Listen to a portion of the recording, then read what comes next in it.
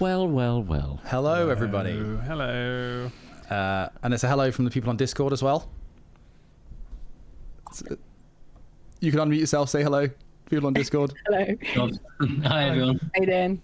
Good, Fantastic. right. Thanks very much for joining us this evening. This is Menhirs Fate's first live stream from this channel. And we are just going to be spending the next 2 hours or so. We're going to go till about 9 o'clock. Answering any questions you all have. Hopefully you have some. Talking about the game in general, how we think it's gone would be great. You know, like some of the progress we're making, what's to come. But yeah, this is a Q&A by and large about, we released our core rules yesterday, which I'm sure you're aware of if you're here. If not, go to menhirsfate.com. There's a wiki section now, which will be grown over time as we add more and more information to it. But that has our core rules on, and tickets are also available. But hopefully by the end of this, you'll be very keen to buy one. A bit more clued up about Menhirs Fate in general, so should we just go over some real basics before we get started? Because let's just assume no one knows what this is at all. Let's not jump in and people assuming anything at all. So, Ross Hornby, hello. You know the least. What's a menhir? What's a menhir? That's a great question. I'm going to actually put that to one of our people in our Google Meet, not Discord. Yeah, that's probably what confused them. Sorry. I'm going to throw that to Kitty for reasons. Is it because I'm the only Welsh person here? Yeah, that's Kitty. Say hello, Kitty. Hi. A menhir is a big rock. It's a Brythonic word for a big rock. And we thought it would be a good word to signify that this is a UK LARP. Yeah, absolutely. There you go. We have wanted to, as part of the ethos of the game, is to draw upon as much Great Britain, United Kingdom kind of lore and words and concepts, just because we have like a lot of really interesting and rich things to draw upon. So yeah, it's a good example. And it was quite a while before we landed on Menhirs Fate. It was, as the name of the LARP. That was quite a lot of back and forth. But yeah, that's the reason for Menhir. It's a big stone, and that stone is going to be very relevant to the story that you're going to be experiencing on the field. Yeah, Nick and Dan, what kind of why is the Menhir relevant to the game? I'll let you take this one, Dan. How is it relevant? What do players do with it? So the thing that makes it relevant, the thing that's going to really kind of make it big in our game, is that it is the embodiment of the kind of the struggle that the players have. This is the thing that lets them do their magic, the thing that actually lets them begin this great pushback, this new creation. It's been around for so long in smaller parts, but now there's one great one, and this is the thing that allows our players to begin the game, begin Menhirs Fate even. Cool. So it's sort of like a conduit of magic, is that sort of thing? Would you describe it as a conduit or a font of magic, something like that? Yeah, it's a conduit of magic. It's going to let our players kind of do the big weavings, to do these huge workings of magic that are just, they're going to be phenomenal. They're going to be able to change the world, potentially. Nice. Right, Ross, next question. That was a very, I feel like I skipped a step. Maybe the first step should be, what is LARP? What does LARP stand for?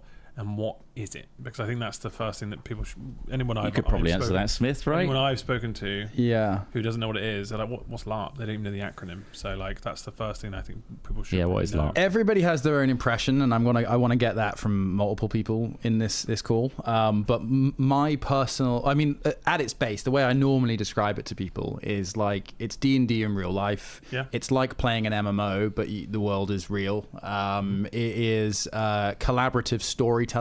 It's an amazing escape. It's I don't know, it's the best way to spend your time. What do you guys think in the call?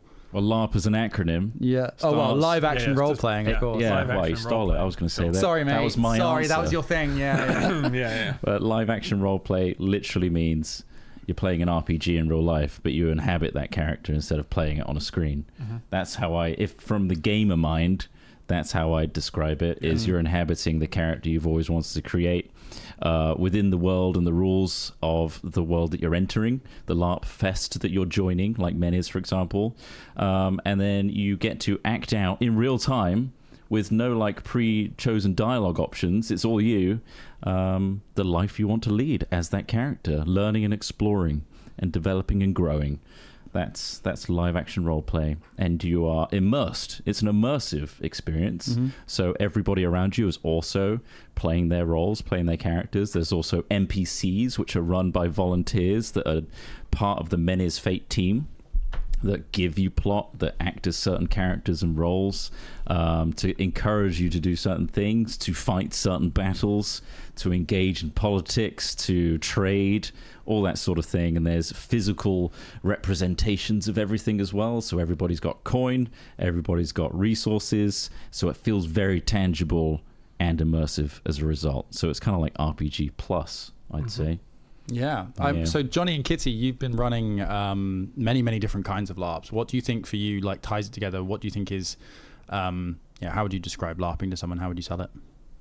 I would basically describe it as a video game in real life, exactly like you have. And there are so many different genres of LARP. It's not just fantasy. Pretty much every genre that exists in TV and film also exists in LARP, because it's essentially just creating that world that people want to experience through, watching their favorite TV show for a long time, or their favorite movie genre, and using those tropes to create a kind of an inhabitable world that makes sense and is a closed world that people can then really engage with and take part in, like they would if they were the main character or the side character or possibly a villain in that story. It's all very collaborative. You said like about how it allows people to like play out like how they do things in games and role play and in different concepts and identities. And I know you've spoken when you were doing the costume design and the visual briefs and stuff. One of the things you focused on was you were saying about how you looked at things that people might want to play and the opportunities for like different costume briefs that we can then work into the game. Right? That's kind of the way you led it. Can you elaborate on that a bit? Yeah, there was. I think there's some LARPs in the UK that have. Really struggle isn't the right word. They've LARP has been going for so many years that social media and things like TikTok and like the visual mediums that are now really popular have encouraged a whole load of really amazing costume making and sort of character creation, OC creation, and book talk, I think, has really influenced that as well. So people are making incredible costumes and want to wear them to places. But I think at the moment we've got some gaps in that market, and so being able to fit those into some aspects of our nations. I realized I keep wazowskiing myself by being right behind you.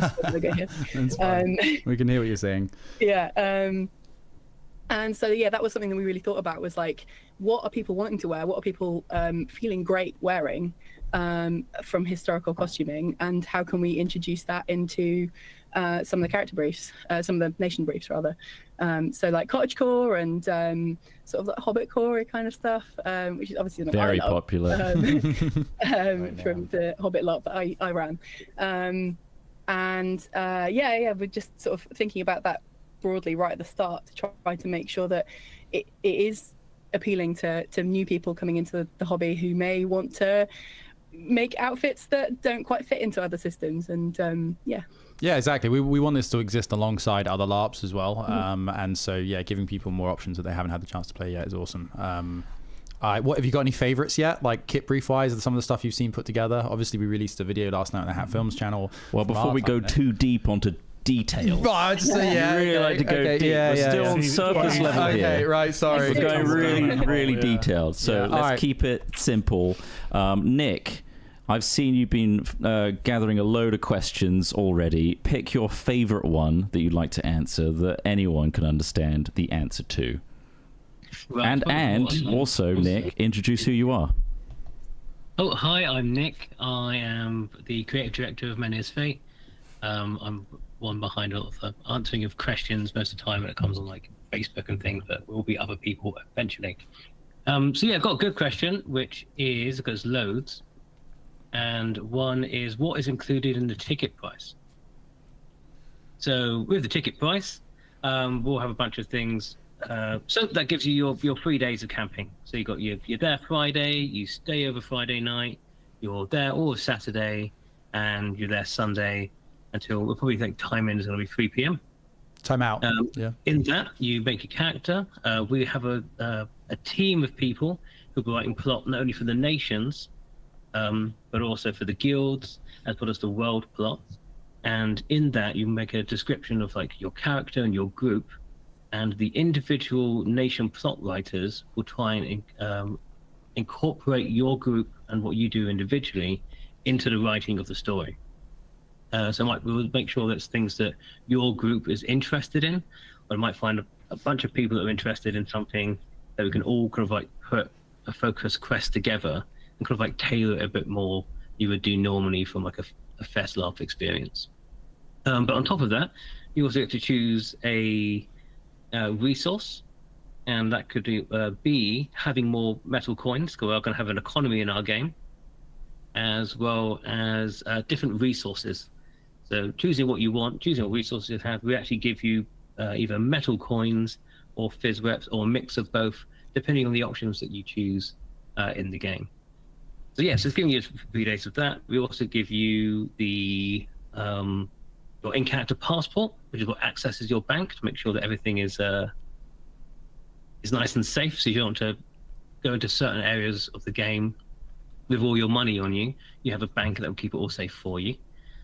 But it'll also give you access to, obviously, when you're at the game, we're also supplying medical. We have showers there. There's toilets. There's also going to be mental welfare there as well. The lighting, it helps pay for everything that's what's included in your ticket. I know some of that's really basic, but some people are brand new to LARP, so it's kind of trying to get everything in. I'm going to get even more basic, Nick, and you're going to answer this again because I got you now. Yeah. Okay, I bought a ticket. I've never done LARPing before, and I don't even have a costume or anything, but I've seen the nice artwork, and I turn up to the field because I know the address at least. I figured that one out, and here I am. I brought a tent from Asda, and I forgot to hire one because that's an available thing to do on the website at some point in the future. I turn up to a field full of people in costume or just still setting up. What the hell do I do? Right, so in terms of don't have kit, need kit. So one, we're going to have an amazing costume guide that I'm sure Kitty will talk about more later on when that's kind of coming out. All the amazing things you can do with costume, how you can either make it yourself or get it from a bunch of suppliers. We also have some traders at the event who can, if you don't turn up with anything, you can probably buy all of your weapons, all of your clothing from the traders at the event. But on top of that, you turn up, you drive in with your car, or you can get the shuttle bus from the local train station to us, and turn up, you go in, you park your car, or you drive your car if you've got gear into your nation zone. You set up your tent or put your stuff into your tent that you've pre-booked, and you can make your in-character space. If you don't have an in-character space, you've also got the OC area. So we have something called outer character, OC, and in-character, IC. In the outer character space, you can put up your plastic tents and things like that don't fit in the world. You can sleep there at night and store all of your things, or you can sleep in the in-character space if you have like a canvas tent or something equivalent that matches with the world. You set yourself up, get your gear in, and then we're also going to have things like new player briefings and new player skirmishes. So things that help people get into the game, work out what the rules are, and we'll talk you through everything, make sure you're all happy with what's the combat like if you're interested in the combat, what the money is, how much it's worth. We'll go through all the stuff from the basics to the more advanced stuff of the game at the event before time in. I think that was a great answer. Yeah. Is there anything you want to elaborate on that? No, I mean, obviously try and buy a ticket well in advance because you get the best price. Try not to turn up on the day. We can sell tickets on the day, but it's the most expensive way for us to do it, and therefore it's going to be the most expensive way for you to buy the ticket. Just a base layer or two is a good idea, if you do turn up. But like Nick says, if you really want to, you can buy all your kit on site. We've got some really great traders who've filled out our application. A lot of the familiar traders we know, Kitty, for example, works with traders as well. She's got her own business on the side making things for that as well, Kitty, right? Sorry, I don't know the full details of it, but I know that you're very involved with them.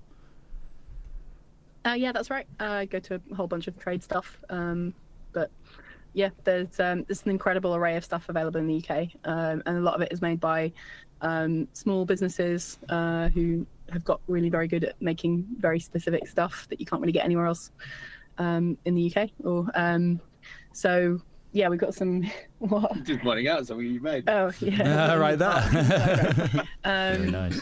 And yeah, so there's a ton of traders who go to some of the biggest UK LARPs, also go to other kit fairs and games conventions and things like that, LARPCon and other conventions, and so there's you can essentially show up in. I wouldn't recommend it just out of peace of mind for yourself, but theoretically you could show up with no kit at all and manage to come out with a full outfit. But it's always best to be prepared. I'd say It is, myself. yeah. Agreed. Bin bags on your feet, bin bag on your body, in you go. The best way to is not do that. Don't take that advice. No, it is important to say that we do maintain a kit standard. All LARPs do, and as mentioned, we will be bringing out more media in the future on this channel, on the Menhirs Fate channel, that will help people understand the kit requirements and what we're aiming for. But also that turning up and looking the part is one thing. The other side of it is understanding the rules and understanding the world, which is why we recently released, on our website at least, our Wiki, which is a huge endeavor. And I want to say a huge thanks to the team behind it, in particular Persephone and Dan, who are in the call with us. So let's speak to Persephone briefly. Hello, Persephone. Hello. Hello, there's Persephone. Every time I speak, you see a tiny Ross. It's really nice. that is me. That's a But tiny me. Persephone, would you like to briefly go over, with Dan as well, what the wiki entails, and if they were to go on the website with no knowledge, what can they expect to see there, and how can they get prepared? Yeah, so the wiki has come out from a couple of other large systems implementing similar things to present information. Originally, we had some discussions around like what's the best way to get these large amounts of information in front of people in like an interactable way, and a wiki is a good way to do that. So we spent the last couple of weeks kind of putting it all together. It's going to have a lot more content as time goes on. It's supposed to be an evolving repository of the rules, the world, all of the like nation stuff is going to go on there and be expanded over time. And we can update it and change it if we decide that things need to change. Like, we're very open to feedback in terms of like the world. And yeah, it's a very useful tool for presenting this information. Agreed. And Persephone's done a fantastic job presenting that, because it was all translated from a variety of PDFs, Google Docs, and other forms of media into one space that's legible and accessible to you people out there. So again, it's going to be an evolving thing that's going to be tweaked. It's going to be improved over time. But I think we've got a really good core start here at least. And we also have, if you go on the wiki at menhirsfate.com, there's a nice getting started bit which guides you through, like, maybe check out the rules first, and these are the very, very basic core rules that you need to understand, and then you can go a little deeper. And over time, we're going to release stuff about the different nations. Kitty's going to be heading the look and feel, and by that we mean what the costumes kind of briefs are for each nation, and what they kind of represent, and what they could look like, to give you some inspiration, some ideas of what to either purchase or make yourself. And then from there, yeah, you'll be having, between now and April, plenty of time to watch our wiki and other information evolve and get you guys on board. So we've got tons of questions, I'm right? just going to rattle through a few of these questions, because some of these are quite quick to answer. Yeah. So, will you be doing a monthly installment plan for ticket purchases? At the moment, there is a Klarna option that we enabled yesterday. Yeah. We will be looking at other options, what facilities there are available to spread payments. I'm not exactly sure on the terms that Klarna are offering right now, if there's a 0% period or whether there's a percentage period. At the moment, it is like, our... whatever they're called, so it's a merchant end monthly installment plan right now, but we will look into that and how other people have done it. Ben Hicklin asked, any idea on how on-site camping will work? We have a group that would like to stay together, but we aren't thinking of playing the same nations. Wonder if that would be an issue. So with most of the festival LARPs, including ours, the camps are split into nations. There will be in-character and out-of-character camping. So I think the best solution for you would be to have people camp out of character and then play your individual nations, and perhaps have one group of people within one of the nations be your hub. There's nothing wrong with, say you're in Morvalis and I'm in the Wonder. There's nothing wrong with a Morvalis costumed player spending the entire weekend at their Wonder Friends camp. You know, there's no problem with that. But like physically camping together, the idea is that if you camp in character, in the in-character field, you probably would be camping with your nation. Whilst of course out of character camping is just everybody. We do have areas for accessibility and things like that planned into the campsite as well. We should hopefully be in a position to release what we think the camp plan will look like very soon. That is one of the most complicated elements of this whole project. Getting the site plan right. We have been working for literally months on that, backwards and forwards, with several professional companies we're using to create a really quality experience for everyone, not just for the game, but also, you know, all the infrastructure that goes into it. We're going to do our best with the scale we've got to put on a really nice experience for you all. When it comes, so Valen, and anyone else want to add anything to that on No, Google? that makes sense. Again, it's like story-based and also logistics-based to have people within their nations. If you're an in-character person that's like, I'm going to go visit the Wonder, you want to be able to go to that area and it feel like the Wonder. If we kind of mishmashed all the nations together, it would be quite difficult to distinguish that sort of thing. So it's more immersive to have people in their designated nations and for you to travel between them. Any thoughts from Google? Any thoughts from the Google Meet team? Anyone have any extra things to add to that? That's a no then.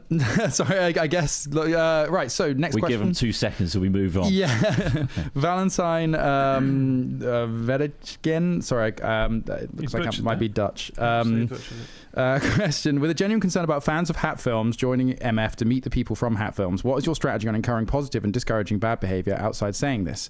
Well, ultimately, we'll communicate everything as best as we can to our fan base. And if people can't abide by those rules, they'll unfortunately not be able to attend the event. Like that's as simple as it. It's simple, right? Yeah. Like Ross says, good faith. Yeah. It's also a case of, you know, just understand general respect. Everyone goes there. Like we said in our announcement video, a lot of people are there for escapism from the real world, us included. We don't really want that real world leaking in, and we don't want people breaking character to come ask for a selfie, that sort of thing, which has happened and thankfully doesn't happen much anymore since we've communicated this sort of thing. People are really good. People are generally really good, so we're not that worried about it. However, you know, for anything like this or anything where people are breaking rules or misbehaving in any way, we have a professional on-site security team working around the clock to make sure everything is fine, and also we have a welfare team for your mental health as well. So we do have this in mind already, as well as disciplinary processes and other such things. That actually bleeds into something a little bit later, which is from Christopher Lamb. I'll quickly skip to that one. While I'm pleased to see rules, I'm intrigued as to why no safety or accessibility policies have been shared. Can we expect these? If so, when? Yes. We were literally working on these today. So we have a very professional person working on this. They are creating all these policies for us. They then go through review at the director's level. So we check that everything that's been created is appropriate for the LARP that we're trying to make as well. And then there's a few other processes we're going through at the moment in order to get those policies airtight. And then we'll release them, but they are coming. Yeah, and they have to be released relatively soon. We're very keen to get them released very soon so you understand our policies of the varying degrees. Yeah, we've got like a conduct one coming out. We're going to have obviously like our diversity inclusivity policies. We have volunteer policy coming out. There will be a disciplinary policy. Like we have I think at least about 12 to 15 different policy documents that are currently in review. So that will be coming. I'll continue on. Harvey Smith, I've seen that there is a traders form. Will the traders be in an IC area or in the OC? Now, at the moment, we haven't spoken too much about this because we're still finalizing our camp plan, and we don't want to give people information that's just going to change. However, the most likely format right now for the site is that there will be a large in-character area. Then next to that will be a large walled area with like an in-character style wall. We're going to try and create, I mean, it's going to be freestanding stuff, but we're going to try and sort of spruce it up to make it look nice. Then as you go through the gap in this wall, which is screened from the in-character area, in there will be all of our traders, including food and LARP traders. You move through there into the out-of-character camping area and car park and things like that. So essentially... It's like the bridge between. Yeah. When you move on and in and out of the in-character area, that is where all those traders will be. It's in a really prime position, and we're doing everything we can to have it as included and in the space as we can, whilst also not ruining people's immersion by, say, having a food truck that doesn't look right in view of the players. So we're working on that. Yeah. Okay, so this one might be Kitty can answer this from Valentine again. At some LARPs, if you start by wearing reenactment kit from certain period year, you're doing pretty well and fit straight into certain nations. Does MF have a base year and nations? You got a bit of guide on this? So we've got quite a wide variety of inspirations to the various nations. So the earliest inspirations come from ancient Greece and Rome in Kairos. And I think the latest are the the 1600s. Yeah. So with Hammerstadt and Portalis a little bit as well. Yeah. You got Elizabethan. Yes, which is 1500s. Yeah. But each nation has is what I'm currently working on. It's what I've been working on for the last 3 weeks, getting it on the wiki, and 5 months putting it all together. Is a distinct what word am I trying to say here? Distinct breakdown of each nation and exactly how the kind of historical inspirations for those, the fantasy inspirations for those, the various elements that are sort of coming together to create a creative kind of pool of ideas that are what the look and feel of that nation are. So it kind of depends on the nation in terms of sort of reenactor stuff, because a big part of the Hammerstadt brief is that one of the things we're thinking about is that Civil War gear is very easy to get hold of in the UK. That's the English Civil War, because there's a lot of reenactment groups that make incredible kit and then sell it on. So that's a big part of that one, but we've got a lot of inspiration for a lot of the nations, but it's all very, very, very, very close to coming out. Awesome. It's a lot of work, but they're doing a great job at the moment. We do have, if you can't wait for the look and feel, which is a very in-depth look at each nation and the inspirations and the breakdowns of costume, that sort of thing, we do have on our website, which I can show you. Check this technology out. This is my laptop. On our website, you can go to the nations, and we do have phenomenal art by Alicia. Please go check them out. They've done a phenomenal job giving a representation of one character of the nation. There's so many different more options, but we tried to distill it as much as possible into one character per nation. And you can look at each nation. For example, Hammerstadt was just mentioned, and there is a small section here that is text-based of look and feel to give you a little idea of what the costume could look like in this early stage. But like Kitty says, there will be a far more fleshed out look and feel with pictures, because we did a whole thing where Ross took a bunch of pictures of people in costume to give you some inspiration there. So yeah, look forward to that coming soon. TM. And that answers Dejected Stephen's question of, I'm conscious about the fact we have less than 150 days to create kit, which is plenty of time. Are there plans to release more detailed kit proof soon? That's the answer. 1 second. Do we want to put a time on it? I guess we can't. No. Kitty, have you got anything to say about time scale? You can be very vague. Within a fortnight. Within a fortnight. Not the game, the time, right? Yeah. Not the game. Right. Oh, what? But Sorry, I thought you meant the full look and feel briefs. Yeah. Yeah, I was making a hilarious confusing Fortnite people. joke, don't worry. Yeah.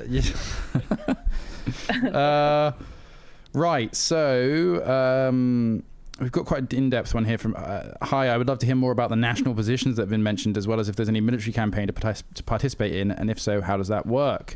Nick and Dan, do you want to talk about that? You go for it, Dan. Of course. So,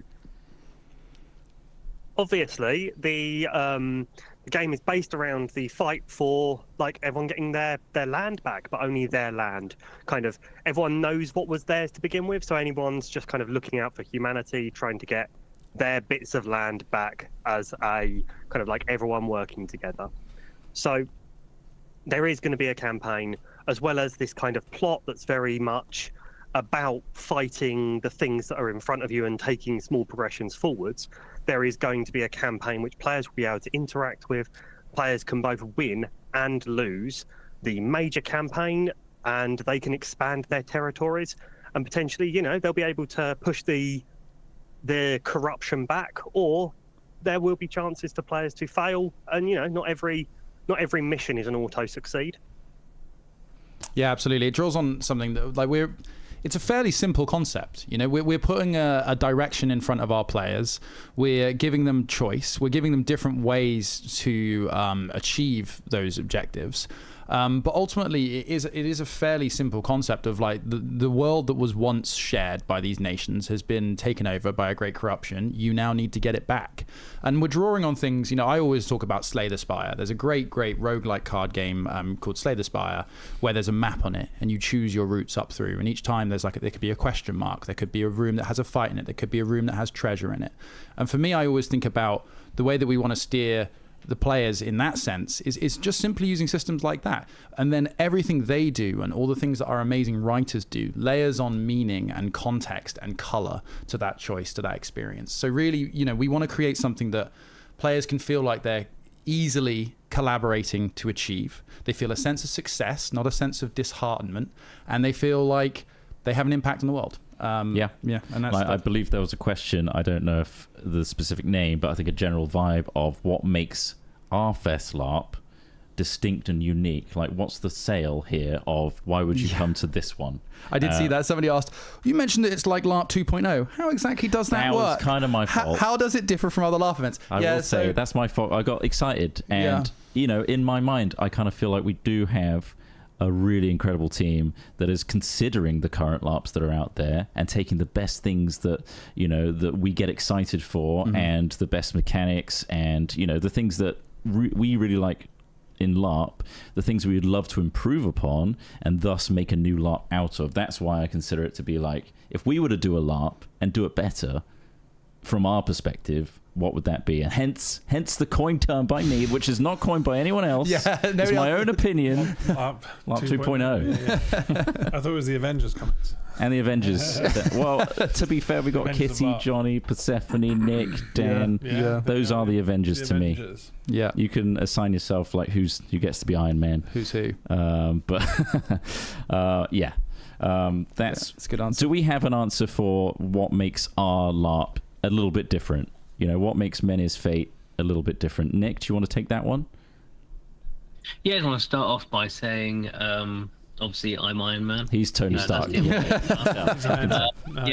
So, that's the important bit. But yes, so the bits that make us different is, obviously, we've looked at LARP and the psychology and sociology of LARP, and I've done a lot of experimenting with games I've done before on how we're going to change things and make things a bit different, and also kind of utilize that in a very, hopefully, very effective way.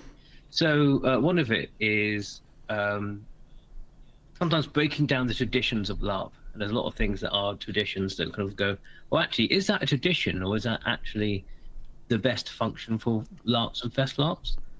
So one of which was GOD, Games Operation Desk, that stands for. And that's usually where you go to pick up your character sheet, to get everything done. If you want to do a ritual, you have to go to GOD. If you want to do something in the game, you have to go to GOD.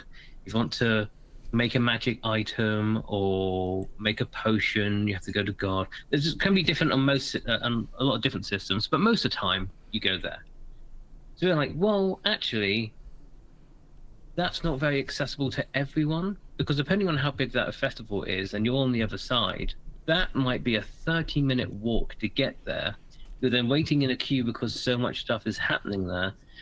And then it's a 30, 15-minute, however long it is, walk back to your camp. That's a lot of time in your very limited time of playing your character, where you're doing sort of admin for us.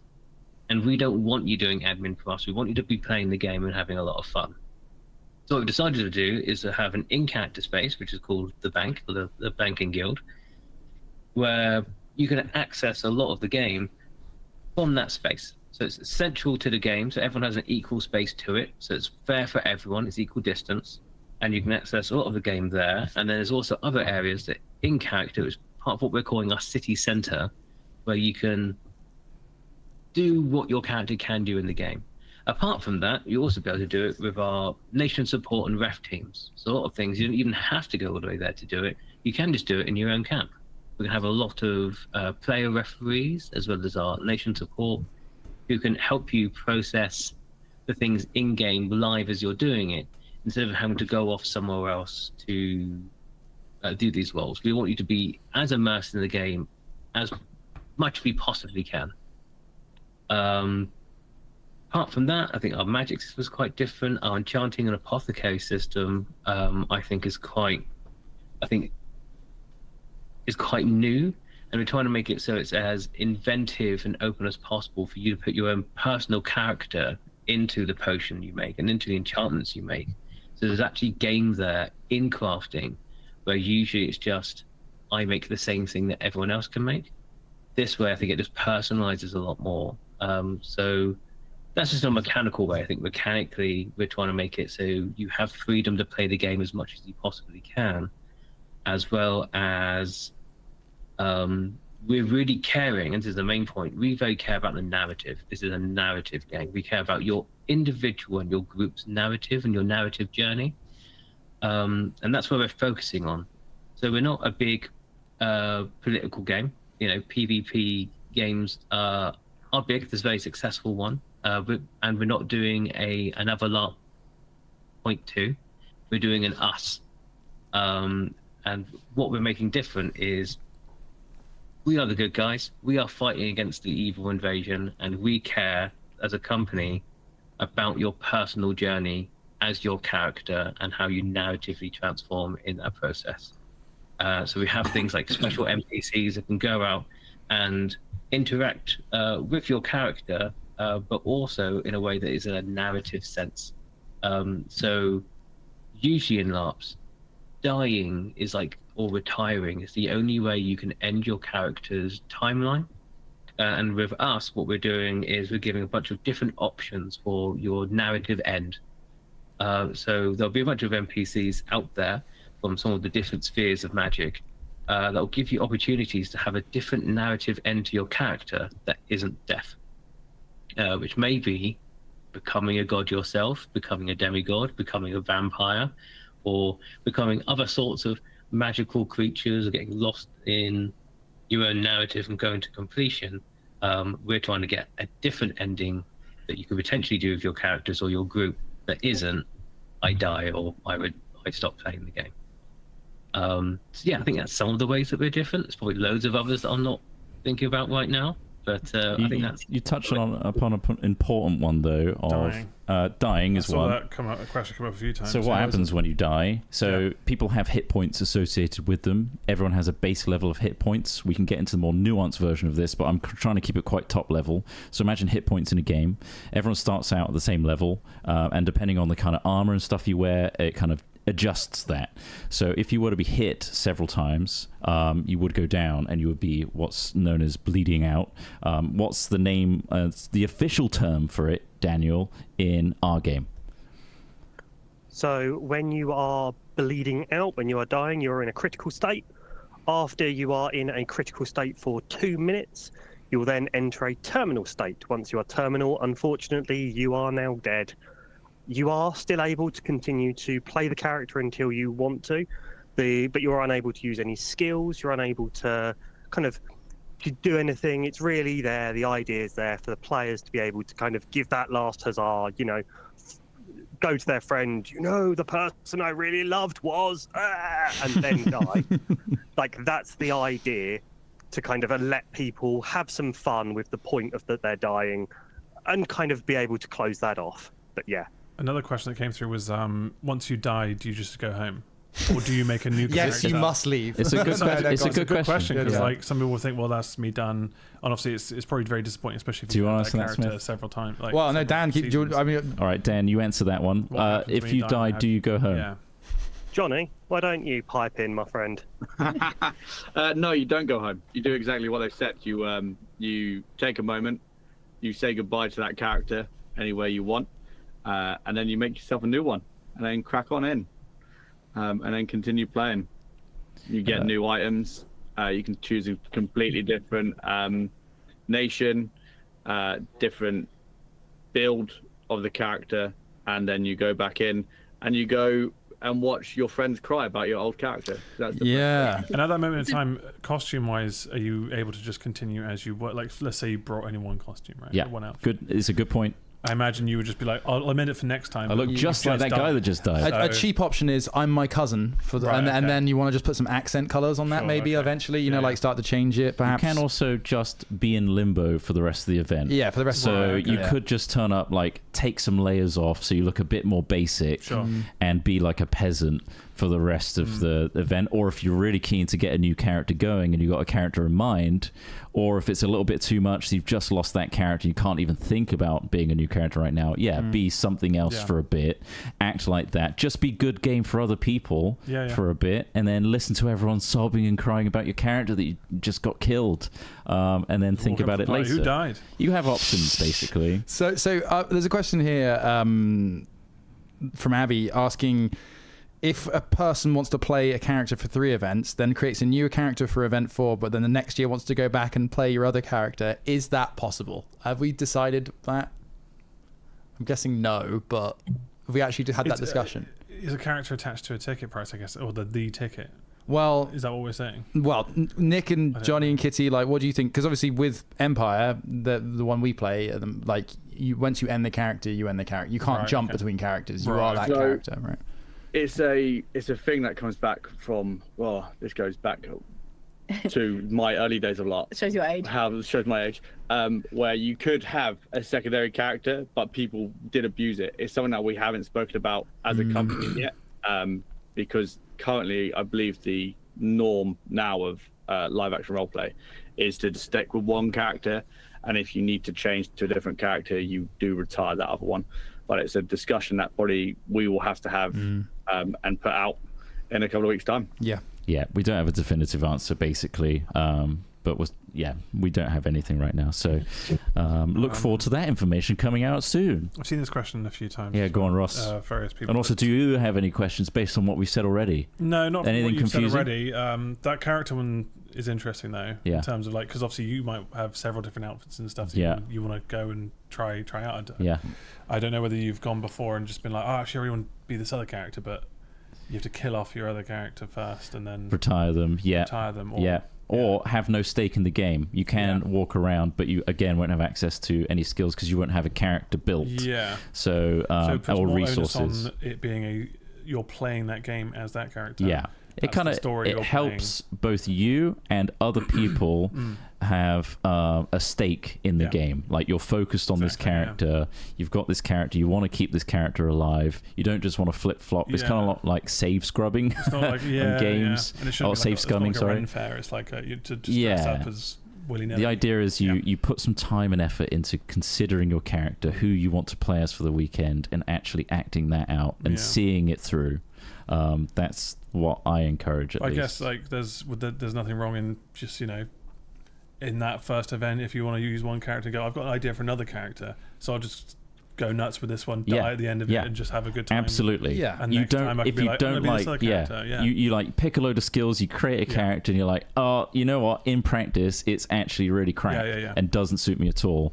Go out in a blaze of glory. I think that's quite good. And then retire that character and make a new one. That's fine. That's totally fine. This one was from Tyler Pat Jobson saying, I'm a newbie, still unsure what to expect from the weekend. If I'm solo, will I be able to join groups? Am I assigned tasks and challenges, or is this strictly a group-based game?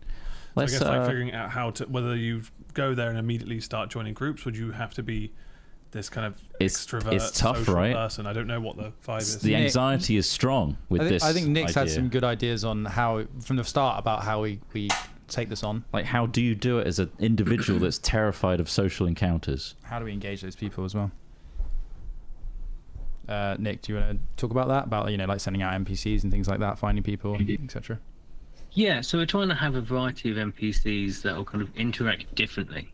And also, some of these NPCs will be from the different spheres of magic. So they won't be human. So they'll have very alien ways of thinking and going about doing things, which will include sometimes not going for what usually happens at LARP, is going for the person with the biggest voice, the most charismatic person, and kind of engaging with them, and a lot of the time, not negatively, but they kind of soak up a lot of plot sometimes. But with having alien mindsets, you can just go in and go, I'm not interested in that person, just ignore them and kind of carry on and try and find the people in the back. And I've been talking to a lot of people that suffer with anxiety and other things that make it difficult to kind of like engage with plot, but they still want it. But I find a lot of the time they don't want to engage with plot that has a massive effect on the game. Like if they make the wrong choice, someone dies or something blows up or something bad happens. Yeah, so we're having a bunch of NPCs that kind of go out looking for people that are sort of being more in the background and kind of asking if they want to sort of join in with a bit of plot and quest, but knowing that they are putting them on something that won't have a massive negative effect if things go wrong. So it might be chilling out with a bunch of like the Fey kings and queens of Fable in a Fey banquet on the other side of the hedge, and they kind of chill out and have a chat there, and find a lot of kind of interesting information, and maybe pick up some really cool in-character magic items, have a lovely time and leave. Because not all plots and quests have to be this big epic thing. Sometimes it's just be having a lovely time, or seeing a theatre show that's just for you and 20 people. It could be a variety of different things that aren't just combat, because LARP isn't just combat, it's a load of different social activities. Even one of our gods is the bard in our game, which is because we are so interested in the amazing amount of music and performers that are out there in LARP that just go off and do all these things, and they can go around to different camps and different tents, and they'll play music for you, like either for free or in exchange for some of those these coins that we'll be giving out to you as players. So you can hire bards. You can hire bards to write music just about you and your group, and you can all sing along that song later when you know it. Like there's so much more than it is just combat. So yeah, we're kind of focusing on the fact of this isn't a game just all about combat. This is a game of all the different amazing things that LARP is, and we're going to encourage people of all different mindsets to engage in the game, and not just the super charismatic and the people that are amazing at fighting. We've got things for everyone. That's a really good answer. To add to that as well, another question that's kind of adjacent to it, these fest LARPs are big. There's lots and lots of people there, and sometimes it's overwhelming. It was for me going to another Empire, I've been to that one before, just getting involved in plot that's already kind of feels like it's been lapped up and it's formed a clique. People are just doing their own things. What does Menhirs Fate do to make sure that each individual that's paid their hard-earned money going to this weekend of thing gets something out of the game that isn't just absorbed by charismatic people or people that have been there for longer so they deserve it more, that sort of mentality. And I'll put that back to you, Nick. Yeah, so we've got a variety of different things that we can do, one of which is our guilds. So we have a variety of guilds that are tailored for people with specific mindsets and interests. So one is the Adventurers Guild. So if you want to go off and do this amazing, go off and do a quest, you definitely want to go off and do a fight or a thing. In the Adventurers Guild, there'll be a list of quests that will go out throughout the weekend and the day, and also inform you of what you're likely to encounter. So it could be, this is a fight. There's definitely going to be a fight here. Prepare for a big old fight. It could be, this is not a fight, or fight may happen based on negotiations. Or this is definitely not a fight. There's no fights here, but there's still an investigation, a mystery to be solved, an investigation to be done, or a diplomatic talk with friendly NPCs. And that's just one that you go off and do. And to make sure that everyone has a go at that is when you sign off to join that guild, you'll get a little guild card, you kind of sign up, you be part of the Adventurers Guild, and every time you go off and do a quest for them, you'll get paid for that, or there'll be a reward from doing the quest in some way, and you'll get a little stamp on your board. You collect stamps and you kind of level up and you'll be able to do more difficult missions. But part of that is, if it's like a beginner's type quest, which at the beginning of the game will be like 90% of the quest of the Adventurers Guild, you have a stamp because you've already done one, and then you're in a room for the 20 people that are also waiting for the next quest, which might be, we'll say just 20 people as a random number. But there's 20 people there that don't have stamps, and you have one. Those people will go first. So that way we make sure that everything goes out and everyone gets a good go at playing the game. If there's 19 people there that don't have stamps, and you're there with a stamp, then you're on that quest as well. But we've got lots of different guilds that are all off to do different areas of the game. So whatever takes your interest, you can just jump straight into it and get involved in a thing you'll definitely like. Apart from, obviously, there will still be the world quests, the world events that will be going on around you, as well as the national ones. And again, we have that. We'll be having an amazing team of people in each nation trying to work out what everyone likes and interested in their own nation, because they're there with you every event and they're reading your kind of backstories when you kind of write in your character to personalize what it is you want to go off and do and make sure that everyone has a great time. Yeah. And to add to that as well, as Nick says, the NPCs or the crew, the people that will be helping us, which you can sign up right now.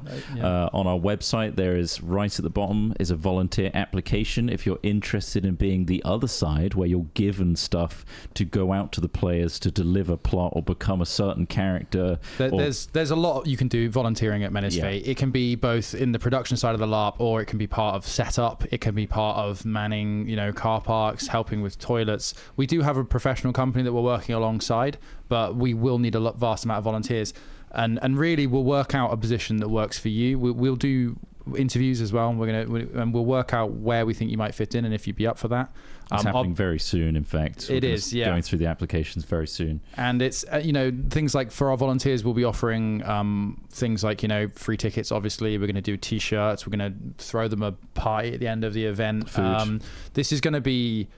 not just if you're interested in NPC stuff, crewing, volunteering in any respect, go to menhirsfate.com and look for our volunteer application, which is closing soon, and fill that out. Thank you. Yes, but also the ratio of NPCs to players we're aiming to have much higher than other large LARPs. So there will be more people available around within your nation that is providing story, providing plot, is also a person to go to if you're a little lost and don't know what to do.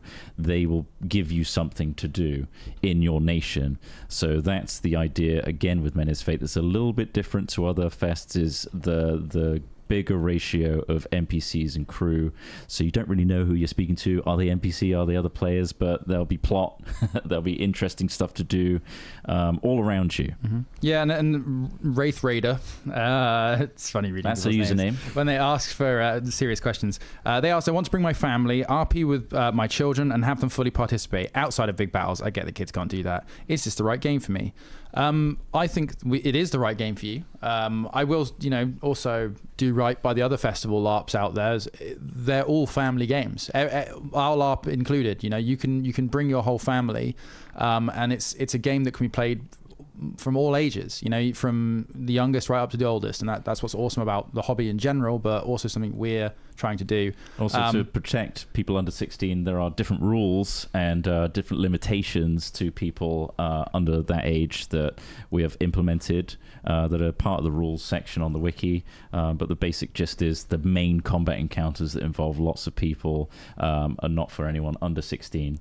Is the just basic. The main so we are creating special encounters for people under 16. So we will have they can experience the whole game as it is. It's just the main battles any large scale battles with full size people is a bit dangerous. However, we do very much want to give them a great experience, and our team is really excited to make sure that younger people get a lot of fun out of it too, and grow into adults that enjoy the game as well. But yeah, for sure, if you want to come with your family, it's totally a place you can do that. Obviously, there are some sort of rules and things like that. Like, you know, if you've got children under 16, they need to be with you at all times. You know, you can't let your kids run off around the site without we are not a nursery. Yes, so like, you know, they are your responsibility. Exactly. Like this is a collaborative effort, and so far the culture of all of the major UK festival LARPs, and one we hope to maintain, is everybody working very hard to make it a success, and that comes in all forms. Just making sure we're looking after each other, and making sure that we're respecting everybody's ability to play the game. Someone was asking about if they missed the first one, or if they missed any of them, I suppose. How does that work? So if you don't go to E1 and you want to go to the second one, what does that mean for your character? Do you start from scratch? Is that fine? Are you missing out something specific, or can you just start? Are you imbalanced? Are you a noob and everyone else has got more XP?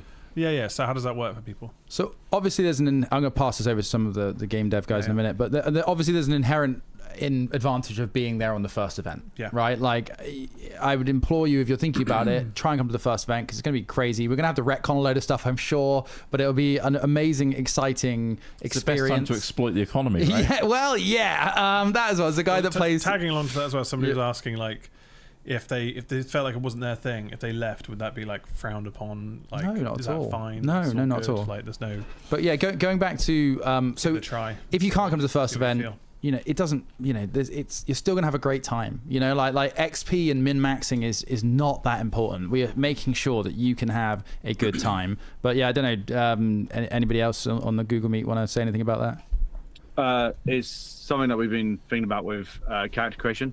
So within the experience points, you will never be super duper like within 4 events. It will take a couple of events, but so people can catch up. Most of the skills that increase your hit points increase in XP. So if you want to get, like, you start new, you're more likely to have the same hit points as someone else, because of how the point system works, or be 1 or 2 behind, if that.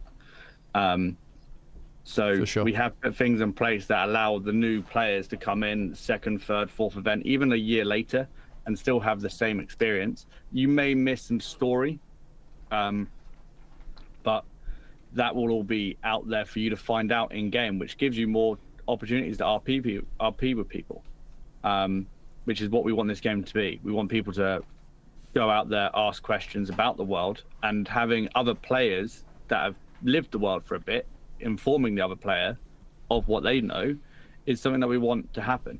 It should be collaborative between everyone on that field. Some of the best LP I've had on Fest LARP fields has been talking about things that to me were things that happened to either previous characters or that character, and telling the story or what I'd heard from a friend of a friend to people who weren't there, and being able to pass that information along. It's a really important part of the kind of social interaction of LARP. Yeah, totally. Yeah, and certain battles or certain events and intrigue becomes like plot or historical that gets written in books and told from word of mouth, and they become the world lore, you know, that's awesome. Evolving all the time. So that's the exciting thing about it. You can catch up in very different ways, basically. Like, literally go to a library, and I'm sure someone will make one about historical events that happen on field. Any other interesting questions? So bolting on quickly to the volunteer stuff I said a minute ago, a couple of questions around the idea of, will volunteers get like downtime or like R&R time? Yes, we're trying to work out a workload that means that people can do their crewing or volunteer role, and then they'll get downtime to go and play some of the game as their character or their R&R character. We will. I can't give you absolute concrete details right now, but we are very much, you know, putting things in place to make sure that you still have a great time volunteering and you miss out on as little as possible. Yep. How do battles work? Yeah, all right. Do you want to get into combat? Yeah. Let's get into combat. The Google. Yeah, who wants to be fielder of combat and explain combat to someone that doesn't understand LARP combat? And in the context of our map as well, I know a few people have said, "Oh, this site looks massive. Where are you putting combat? Are you doing lots of combat?" It seems like a combat-heavy system, but yeah, if somebody can explain that. Live action roleplay combat is a contact sport. You have weapons that will be made safe, being LARP weapons. Usually they're fiberglass core surrounded with rubber latex. Before you hit anybody with any of them, you have to go to our weapon safety team. They then will safety check your weapon. If it passes, you'll then get allowed to use it. And that means then you're allowed to do combat. It's very simple. You swing a sword, you hit someone. And you just try and lessen. So when you try to hit someone, as soon as you feel contact, you pull back to lessen the blow. That's LARP combat. It is a contact sport. You will be hit by a weapon. When that weapon hits you, it does a single point of damage. Sometimes it will be followed by one of our calls, and then you react to what the call is. So if someone hits you and says stagger, you then follow the rule of what stagger does, and you take 3 steps back. That is LARP combat down to the teeny bit of it, of what it is. React to the hit, react to combat. It is live action role play, so you have to be live when you do it. With the map itself, we've got our very large forest area that we're going to be doing combat in. We've got a large battlefield, and also there's going to be some other little areas that we're going to set up as little dungeons, tent encounters, things like this, which will have certain things happen in that combat may be in. The best thing about this site is that because it is a festival site for music festivals, the wooded area is maintained. All the trees are limbed to a certain height. All the rabbit holes are filled in. It's not overgrown. They manage it really well. So it's a really safe place to fight. Unless you're a rabbit. Unless you're a rabbit.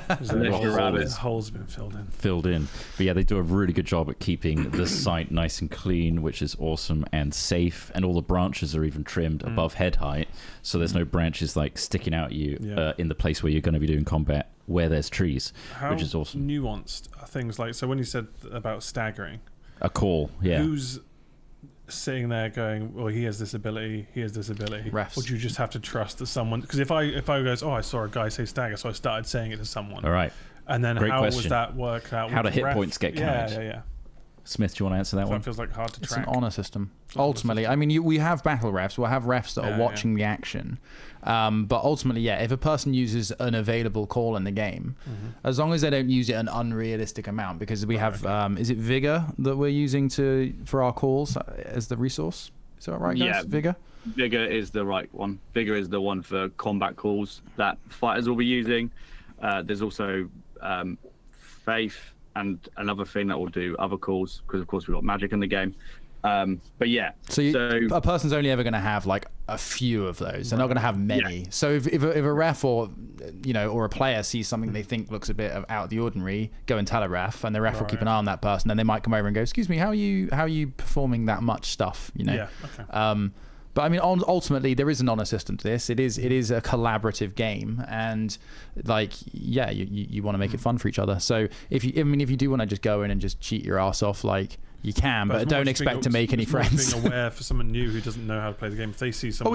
So you need to learn. Ideally, read the wiki before you come and learn the calls and the rules, and turn up to the new player environments and situations where they'll teach you these things. We highly recommend new players go to the events, which will be very clearly outlined, and we'll post about them before the event as well, to learn the rules, do a bit of combat, back and forth without, having to do it for real, do a bit of training, learn the calls, and try out the ones that you've picked on the website that you don't really understand properly, and learn how to react to them as well. It is role play. Like, if you get hit, you're like, oh, I got hit by, what was that weapon? A sword on my arm. There's no armor there. It's likely I got cut. So you're gonna hold it a bit and make it good for the other player. Like, oh yeah, I hit them with a sword.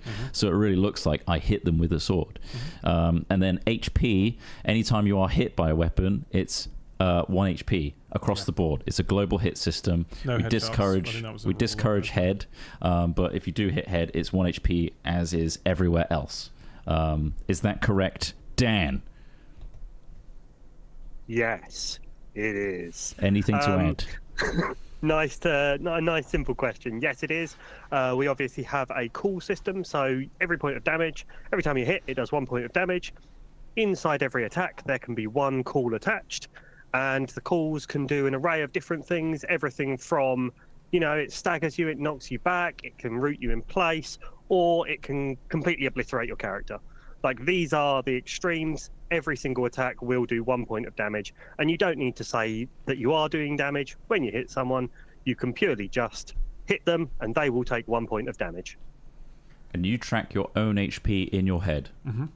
If you're getting wailed on by 20 people with swords, what happens then, Dan? Am I counting every single hit by 20 people wailing on me? So it would be very unlikely that a player would have that many hits. We would usually have if you did, we would expect that you. Story, isn't it, from me? I guess you would have to track those hits, and I guess you would probably get chopped up and die in the game. If 20 people don't like you. Is there a gap between hits? So if someone's going because they got a really good drum hand and they're hitting my shoulder 10 times a second, is that 10 hits? So I think this drum rolling thing is something which is throughout loads of games. No, it isn't, because that looks absurd. It looks rubbish. We all know it does. So we want a player to actually swing their sword, actually swing their attack. If they're going to hit someone, to actually, they are hitting someone with a bit of metal. Let's actually do that thing and make that look cool. Well, can I just jump in with a similar kind of question, a mechanical question here? How separated are nations in a mechanical sense? Do you need a group have members of multiple nations? Can a group have members of multiple nations but still cast spells together or buff together? Is there any limitations to people of other nations working together to create spells and things like that? So, Nick, do you want to? Yeah, the answer is no. Magic and rites can all be done from different nations. You can work together. In fact, there's a way that mages can get their magic back, which we're calling focus. And by doing that, that is purely just by a large number of mages have to go together. So say you have 6 focus, you will need yourself and 6 other mages doing this rite together that all mages will have. And it will take 2 minutes of doing your role play, of doing your magic and drawing your magic into you. And after that, you'll get all of your magic back. This can be done in combat. However, if anyone takes out a target while they're doing their rite, it stops the rite completely for everyone, and no one gets their magic back. So in our system, we've tried to balance things out, which is kind of like the rock, paper, scissors sort of like method, which is heavy hitters, warriors are incredibly tanky. All their stuff works all the time. They've always got more hits than everyone else. They've usually got great weapons or a shield, very efficient at fighting. They are really, really good at taking out certain targets, like rangers and things like that. Friends, that all of their bows and the arrows, once hit, all do an ability called Rend, which means if you're not wearing heavy armor, it instantly takes you out if it hits you. So a archer or a ranger type character could just shoot a group of mages in a circle trying to do their right. If it hits them, it completely stops or their magic being cast. So you could be on the good guy side. You see all the monsters have cast all their magic. They're now gathered together to try and get their magic back. If you're that one archer, you can get that shot in, fly it over the top, hit one person, it completely stops all of their magic being recharged. So rangers destroy mages. Mages, however, will be very good against fighters. And then you want to have people that kind of multi-class and do a bunch of different things in between. But yeah, that's sort of our general method of for sure. Why. Everyone, like, we're leaning into sort of modern computer game theory. I mean, rock, paper, scissors is obviously not modern computer game theory, but the idea is, like, you know, we want glass cannons in the game. It's fun to be a really powerful mage, but you know what's really fun as well? Taking out a really powerful mage. So, you know, a glass cannon makes sense. Tanks, things like that for heavy armor. It's really fun. I think we play tested a little bit of it. In terms There's of the more to be actual done. combat. Yeah, There's more refinement to be made, but we have a really good core set of rules. Yeah, right now, it's already. really interesting. The How classes. strict are those time limits as well? Like it was mentioned a few 2 times minutes. about in terms of like also like if you go down, you've got you 2 minutes need to be before someone strict. can heal you Yeah. to get back. Who's timing that? The refs. Battle refs will be watching. They're just like time. Yeah, And then, but again, there's a trust system. Yeah. Like Yeah, if you're felled behind a big tree and the refs the other side of that tree, it's down to you to be a good role player. The person that knocked you down would want you to bleed out for 2 minutes, and if someone sees you get up after like 30 seconds, you're going to be, judged. Ultimately, it's like, oh, come on, you're meant to do like 2 minutes. Everyone else does 2 minutes. I thought, because I asked you this before, I think so if someone just goes down, can that person then just be like, well, no, I want you to be dead? All right. How does fully. Execution work? I guess think, that is an execution. Yes. How would you if someone's bleeding out on the floor? Curious, Who wants to answer this question? Who hasn't answered a question in a while? That can answer it as well. We're all being very quiet. I'll answer it. Does any of you execute someone? How How does that roleplay work? for 5 seconds and then hit them and shout execute. Hit them on the center body, make it look cool. Don't aim for the head. Don't aim for vulnerable bits, and roleplay executing someone. You can execute someone on the floor. okay. It's 5 seconds of roleplay, and you make a big deal out of it. And don't aim for sensitive areas when you do it. So you can do that. Okay. So you are vulnerable on that floor for 2 minutes. Hence why you're supposed to stay there for 2 minutes. So those opportunities can arise. So it's up to other players that are alive to protect you or get you to a medic, or it encourages other roleplay aspects to happen. When you are down in that critical state for 120 seconds, you can still call for help and tell your mates to come help you. Like, help, I'm bleeding! Stuff like this. So, and yell for a physic or a healer to come pick you up. It's quite cool when you're lying on the floor and you're like reaching out for your friend while there's like see you behind the enemy line, and they know they've got like 2 minutes to get you, if that, depending on how long you've been bleeding out for. So yeah, it is. Being in a critical state doesn't mean you've got to be silent and just count to 120. Start calling out for your mom and your dad, stuff like that. Make people around you. But what if they're not role playing with me that weekend? Make them cry. But Make them cry. Ultimately, imagine you're in a scenario and you're in a group of mercenaries that's gone way too far over the front line, and everybody around you's gone down. They're all bleeding out, crying out for help and stuff. That just creates a cool atmosphere for the people still remaining fighting. Yeah. So you bleeding out is still a role play opportunity for other people to have good games. So you just got to think about that. Think about the greater good. Yeah. About how you're providing a good game for someone else rather than counting in your head and doing everything kind of just for yourself. It's about providing a cool experience for everybody. I also just want to quickly touch back, just stepping back a little bit into the rock, paper, scissors and classes thing as well. Something that we've kind of tried to focus on in this as well, and it kind of bleeds into combat a bit too, is that we're trying to think of this as more like an adventuring party thing. So like when you and your friends or your group, or just you to start with, maybe you join another group, you create an adventuring party, right? Think about like Baldur's Gate, think about D&D, think about like pretty much any kind of like group-based RPG game.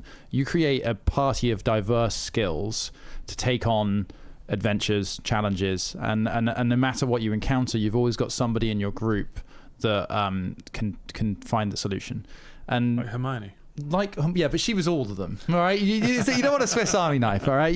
Multi-class. But yeah, we want people to build that group so they have a couple of people who are in heavy clank looking after the mage who's going to be dumping a big old spell over here, and you got the ranger who's in the bush, keep an eye on thing. We want to encourage the feeling that, and again, when Nick earlier was talking about narrative and about trying to give that experience to people, that's a big part of it. It's not necessarily that you're just like you're a small cog in a big thing, and you know, you're just a foot soldier. We want you to feel as though like your group, your party, well, you're the main character to an extent. I mean, you don't have to be a big known person. This isn't again, it isn't political PvP. It's not about getting the biggest hat.